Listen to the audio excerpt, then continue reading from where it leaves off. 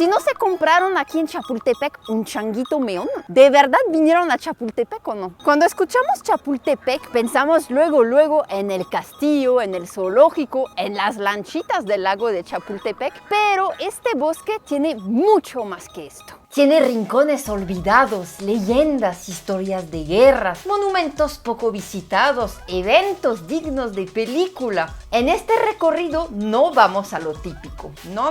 Vamos a explorar estos espacios que la mayoría pasa de largo, pero que hacen de la primera sección de Chapultepec un lugar único en el mundo. Pero oigan, si no se compraron aquí en Chapultepec un changuito meón, ¿de verdad vinieron a Chapultepec o no? Pregunta existencial. Comenzamos profundo, ¿eh? Miren.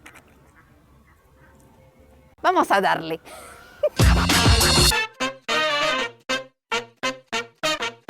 Chapultepec, el tradicional bosque capitalino para venir a dominguear en familia, significa Cerro del Chapulín. ¿Pero qué creen? No es cerro, sino, como dice la canción de José José, un volcán apagado.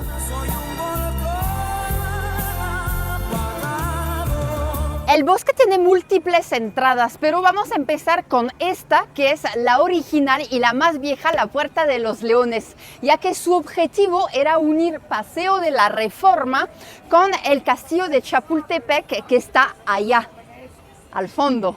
Ahorita no se puede apreciar bien porque tiene una instalación que tiene que ver con una exposición que está ahorita sobre los hongos, pero ahí está esta puerta hermosa. Avancemos.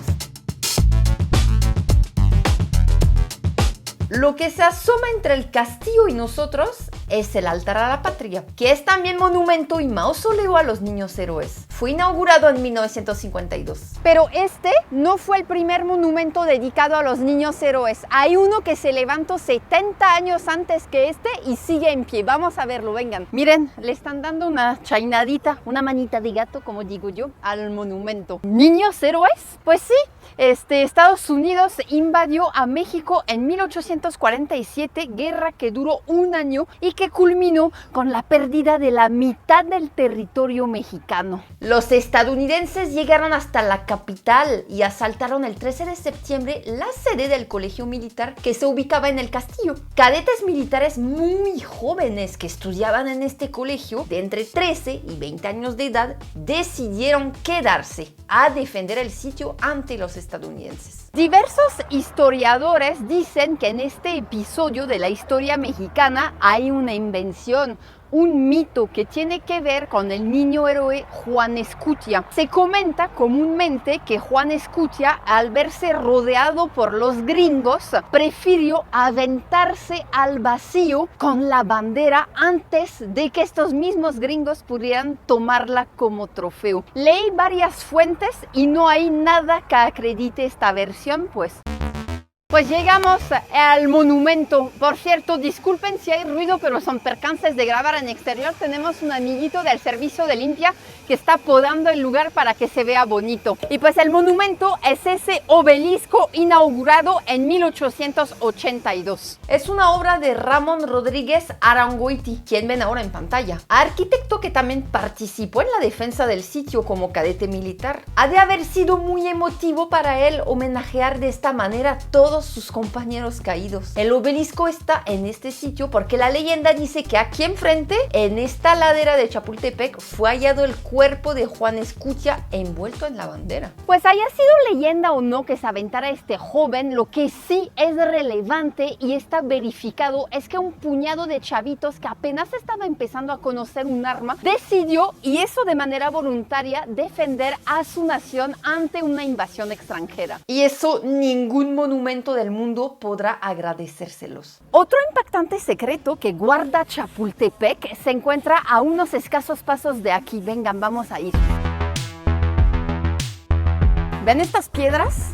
Pues uno a simple vista es lo que ve, solo piedras, rocas, pero pelando el ojo, así miren, en esta vemos una piedra tallada. Fíjense bien. Son los petrograbados de Chapultepec hechos por los mexicas, los habitantes de Tenochtitlán. Este fue un sitio donde se guardarían para la posteridad relieves de los hueytlatoanis, los gobernantes mexicas, con datos de su persona y de sus gobiernos, con surcos de agua corriendo entre piedras a manera de fuente. Además de estos relieves, se sabe que estaba tallada una serpiente gigantesca, pero hoy en día ya casi todo se perdió por dos razones. La principal, adivinaron. Apenas caída la ciudad de Tenochtitlán, el primer arzobispo de México, Fray Juan de Zumárraga, dijo que todo eso era cosa del diablo y lo mandó destruir. Lo poco que pudo quedar en pie terminó por reducirse aún más siglos después con las dinamitas que estallaron en toda esta zona cuando se dio la batalla de Chapultepec. Ahorita quedan muy pocos petrograbados, entre ellos este que es el sello de Moctezuma Xocoyotzin, que era el tlatoani que regía Tenochtitlán cuando llegaron los españoles. Pero bueno, estos relieves son solo una pequeña parte de la ventana al antiguo Chapultepec, porque aún hay más.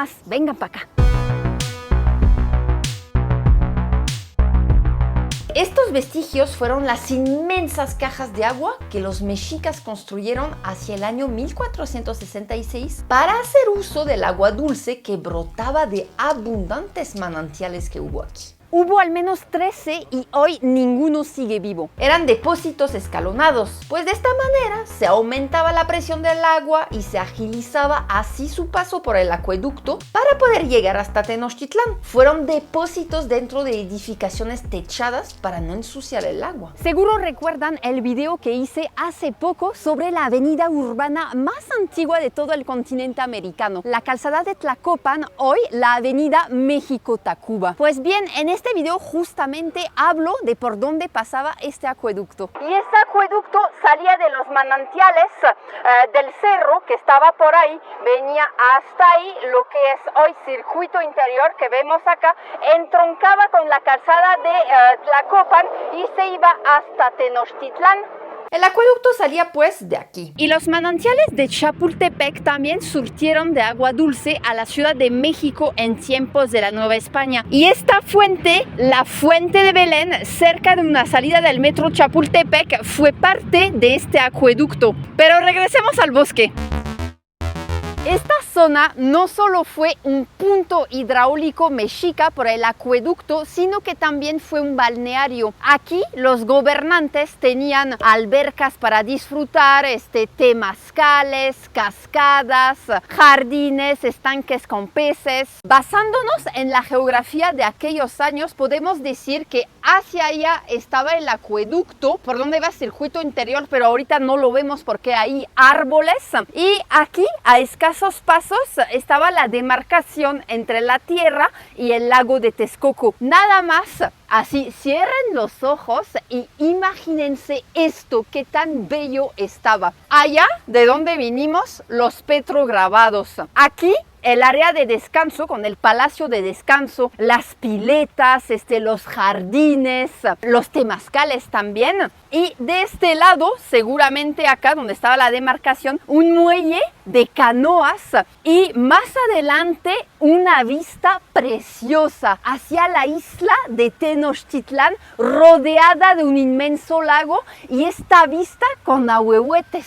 No, hombre. Si más o menos por aquí comenzaba el lago, también nos da una idea de cómo la ciudad se ha hundido mucho en estos 5 siglos. Y bueno, no solo fue un punto hidráulico y un balneario, sino que también fue un sitio religioso y un punto de observación astronómica. Se sabe que en la cima del cerro, donde hoy está el castillo, existió un mirador astronómico y un templo que aún no se sabe con exactitud si estuvo dedicado a Tlaloc, Tezcatlipoca o Huitzilopochtli. Como les comenté anteriormente, tras vencer a los mexicas, los españoles destruyeron casi todo lo que había en la zona por ser obra del maligno. Y pues este templo corrió con la misma suerte. En su lugar construyeron un oratorio consagrado a San Miguel Arcángel, un personaje que en la tradición católica simboliza la victoria de la fe cristiana. De ahí, de hecho, que una colonia ubicada aquí al lado se llame precisamente San Miguel Chapultepec. Las escaleras mexicas que llevaban a su templo se encuentran debajo de las escaleras que vemos ahora estas, conocidas como las escaleras de Carlota, un diseño construido bajo los tiempos de la segunda intervención francesa, cuando Maximiliano de Habsburgo y Carlota vivieron aquí en el castillo. Estas escaleras están cerradas al público. Qué mala onda, la neta. Estaría muy chido recorrerlas. Y llevan este nombre porque se dice que Carlota las usaba para bajar a bañarse en las albercas que aún funcionaban por aquellos años. Ven, nos habremos movido unos 50 escasos metros alrededor y hay mucha historia que contar desde aquí. Pero ahora vámonos a otro punto del bosque donde les voy a contar sobre dos mitos, dos ideas erróneas que llevan más de 100 años reproduciéndose. Pero mientras, ¿qué tal si compramos un chango meón para llevarla a Michilpayate? Y para que dejemos constancia que sí venimos a Chapultepec. 20, 30, los de la cabeza un 40 o 3%.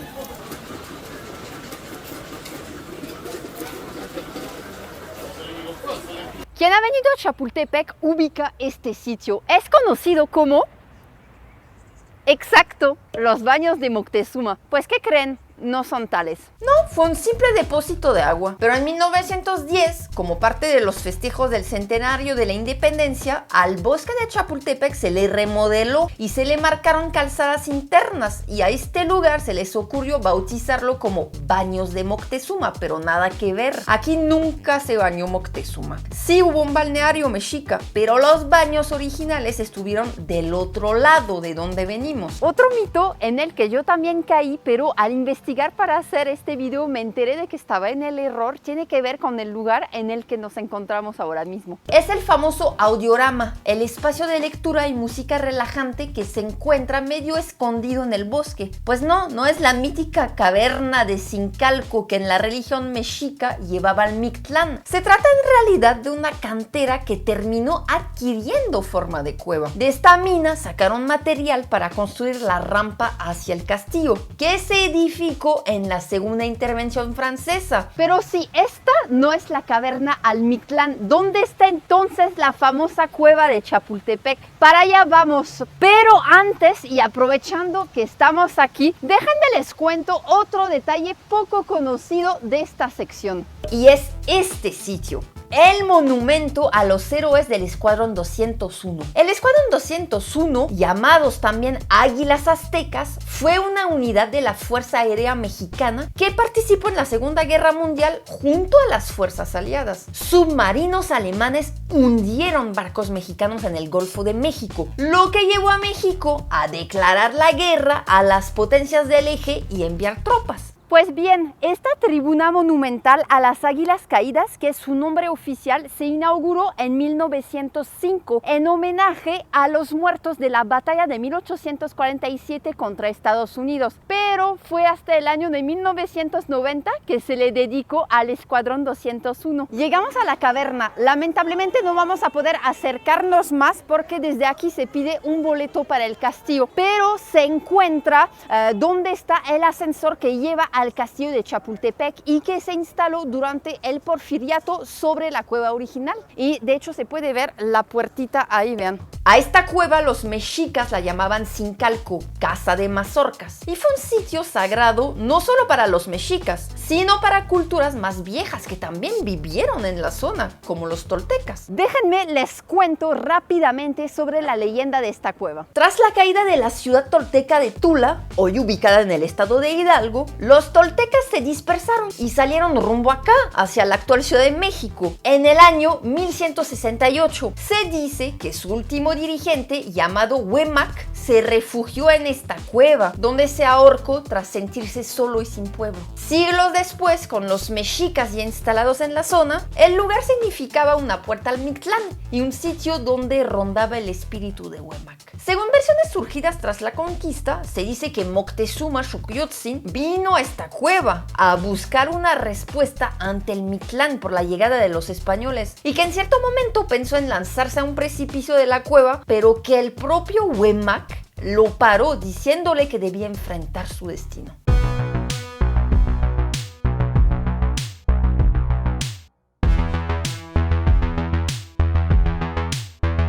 Otra cantera que, al igual que el audiorama, dejó rastros. Es este sitio, lo que es hoy el lago de Chapultepec, un lago artificial que se construyó sobre el inmenso agujero que dejó una mina.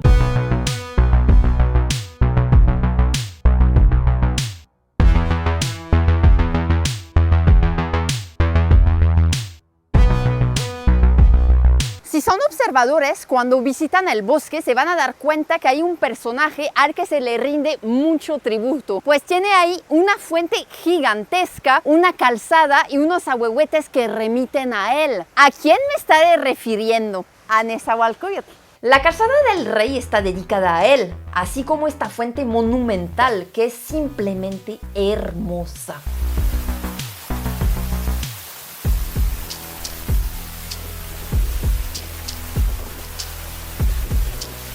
Venir aquí a caminar, sentarse, leer o simplemente contemplarla es algo que en verdad les recomiendo hacer. Es imponente, está tallada en piedra y contiene escenas de la vida de Nezahualcóyotl, poeta y gobernante de Texcoco. Pero, ¿qué tiene que ver él con Chapultepec? Nezahualcóyotl y Chapultepec, por lo menos el Chapultepec de aquellos años, coinciden ambos en una cosa, que es su fuerte relación con el agua. Y es que Chapultepec se caracterizó por poseer muchos manantiales de agua dulce, y el agua dulce es vital para la vida.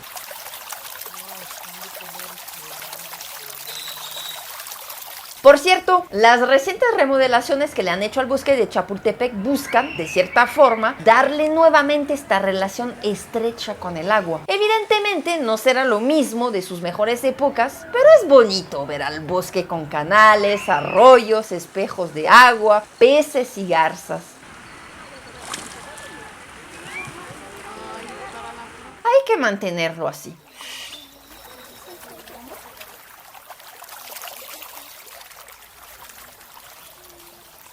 Regresemos a Nezahualcóyotl. Desde 1418 existió un acueducto que llevaba el agua desde Chapultepec hacia Tenochtitlán, pero en cierto momento colapsó. Nezahualcóyotl, reconocido por su destreza en la ingeniería hidráulica, levantó otro acueducto a petición del Hueytlatoani, Moctezuma y Luicamina. Lo hizo mucho más resistente y práctico que el anterior hacia el año 1466. Nezahualcóyotl fue también quien diseñó la larga presa que iba de Atzacoalco a Iztapalapa y que evitaba que Tenochtitlán se inundara a la vez que dividía el lago de Texcoco entre aguas dulces y saladas. Nezahualcóyotl también visitó Chapultepec como lugar de descanso, donde plantó un montón de ahuehuetes, que son árboles nativos mexicanos que viven cerca de cuerpos de agua, que viven chorrísimo de años y que tienen, como ven, un grueso tronco y que accesoriamente son muy hermosos. Hay varios ahuehuetes por la zona, unos en perfecto estado de salud, verdes, y otros ya secos. Uno de ellos es este, llamado el Sargento, un ahuehuete seco desde 1969 que,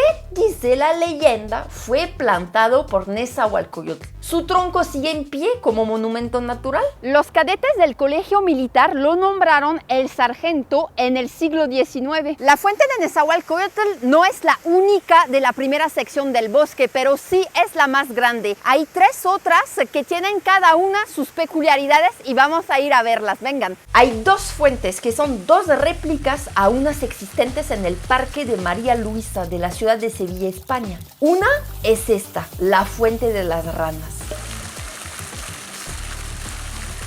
Y la otra es esta, la Fuente del Quijote. A la Fuente del Quijote 2 veces le han robado sus estatuas. Primero en 1974, siendo reemplazadas y vueltas a robar 40 años después, en 2014, por lo que volvieron a ser reconstruidas. Se dice que la escultura del Quijote tiene el rostro de Salvador Dalí y Sancho Panza el de Diego Rivera. ¿A ustedes les parece que sí? La tercera fuente es la de la templanza, que recibe su nombre por esta figura que representa la templanza y que también, claro, tiene su historia. En 1907, el gobierno de Porfirio Díaz encarga la hechura de 4 esculturas de las virtudes virtudes cardinales: la justicia, la fortaleza, la prudencia y la templanza, para embellecer la parte alta de la fachada del Ministerio de Relaciones Exteriores. Aquí las vemos en esta foto. La cuarta figura es la de la templanza. Sin embargo, este edificio es derrumbado en 1923. El presidente de entonces, Pascual Ortiz Rubio, decide que las 4 virtudes se trasladen aquí al bosque, pero el gobierno de Veracruz protesta y pide las esculturas, argumentando que el escultor que las hizo, Enrique Guerra, era veracruzano. Se decide entonces enviar a Veracruz la justicia, la prudencia y la fortaleza. Ahora se les puede contemplar en el Parque Juárez de la ciudad de Jalapa. Chapultepec se quedó con esta, la templanza, la original. La figura de la templanza de la ciudad de Jalapa es una réplica. Miren qué bonita garza. Ahí nos vino a acompañar. Bueno, mientras la garza sigue con sus actividades propias de su especie, les digo que el Chapultepec es un archivo abierto de la historia de México.